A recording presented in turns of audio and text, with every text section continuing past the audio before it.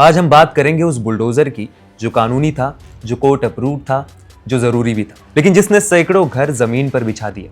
हम बात कर रहे हैं मुंबई में हुई बड़ी अतिक्रमण कार्रवाई की। मुंबई में बांद्रा के पास गरीब नगर है। सपनों के शहर को चलाने वाले पहिए मतलब मुंबई का वर्किंग क्लास यह दशकों से रह रहा है। इस गरीब नगर का कुछ हिस्सा रेलवे की जमीन पर अवैध रूप से बसाया गया था और इसी को पिछले कुछ दिनों में जमींदोज किया गया। नमस्कार, मैं अभय और आप देख रहे हैं one India news Hindi.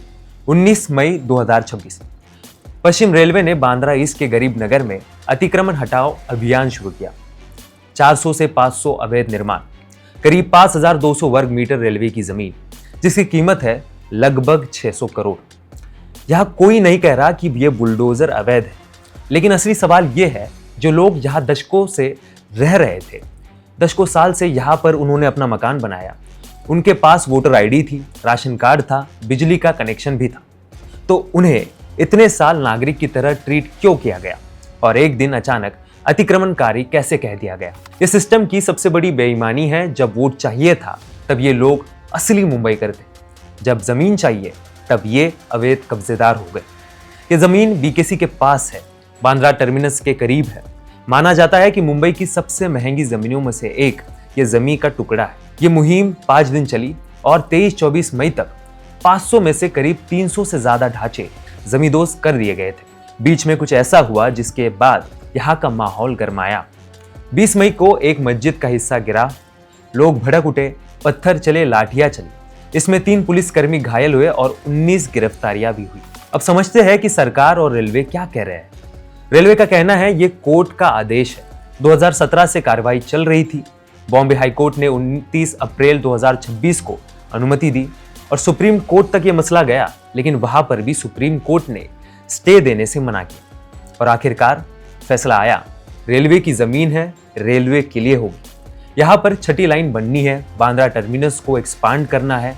Mumbai में दिन ब दिन पॉपुलेशन बढ़ती जा रही है और यहाँ की लोकल लाइंस, यहाँ की ट्रेन सर्विसेज, इसके ऊपर भी इसका लोड बढ़ता जा रहा है।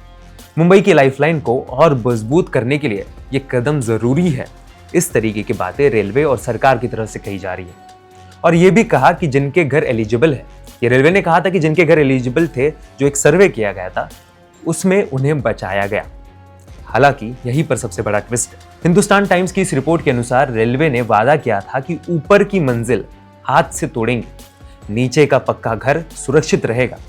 लेकिन चौथे दिन 2 बुलडोजर आए और उन्हीं 100 प्रोटेक्टेड घरों की, जिनको सुप्रीम कोर्ट ने या फिर कहे तो कोर्ट ने ये गारंटी किया था कि ये लीगल होम्स है, ये लीगल घर है, तो इनके ऊपर बुलडोजर नहीं चलाए। लेकिन ऊपरी मंजिल तोड़ने लगे वो बुलडोजर और धीरे धीरे वो मलबा गिरा नीचे के घरों पर भी। उन घरों पर जिन्हें कोर्ट ने बचाया था, देखते देखते उनमें से 5 घर रहने लायक भी नहीं बचे।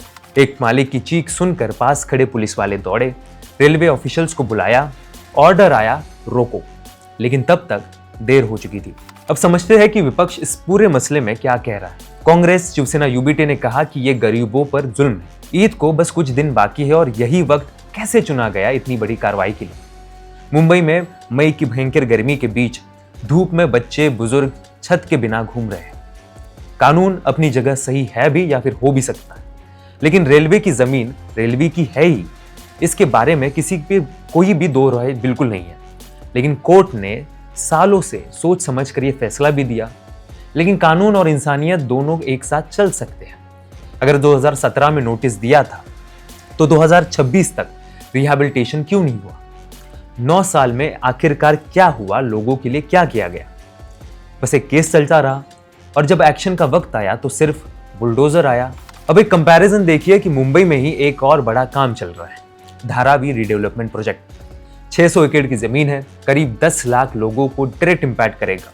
95,000 करोड़ से भी बड़ी ये योजना है। वहां पर क्या हो रहा है? वहां पर सर्वेज हो रहे हैं, डिजिटल मैपिंग हो रही है, एलिजिबल लोगों को 500 से लगभग 800 स्क्वायर फीट के मकान भी मिलेंगे और की टू की रिहैब का वहां पर वादा किया गया है। अब कंपेयर करिए कि गरीब नगर में जो 500 घर थे वो बस 5 दिन में तोड़े गए और दूसरी तरफ इतना बड़ा प्रोजेक्ट जो महाराष्ट्र सरकार, जो महाराष्ट्र की पुलिस और वहां के सारे लोग कर सकते हैं, तो गरीब नगर के लिए कोई और जरिया या फिर कोई और मसला एक तरीके से देखते हुए एक वे क्यों नहीं निकाला गया? तो आखिरकार सवाल यही है, जब धारावी जैसी बड़ी जगह के लिए प्लान बन सकता है तो गरीब नगर जैसी छोटी जगह के लिए पहले से क्यों नहीं बन पाया? लोकल पॉलिटिशियन तनवीर शेख का कहना है कि बेघर हुए कई लोगों के पास 2000 साल से पहले के भी डॉक्यूमेंट्स है, जिसकी वजह से वो महाराष्ट्र सरकार की एसआरए और कुछ लोग पीएम आवास योजना के लिए भी एलिजिबल हो सकते हैं। लीगैलिटी और ह्यूमैनिटी के पेच में फंसा ये पूरा मसला क्या बेहतर तरीके से हैंडल किया जा सकता था? यही सवाल बेघर हुए गरीब नगर के लोग और वो लाखों लोग सोच रहे होंगे जो देश की कई सारी झुग्गियों और कच्चे टूटे मकानों को अपना घर मानते हैं। देखते रहिए वन इंडिया न्यूज हिंदी और कई रिपोर्ट्स के लिए। Subscribe to One India and never miss an update. Download the One India app now.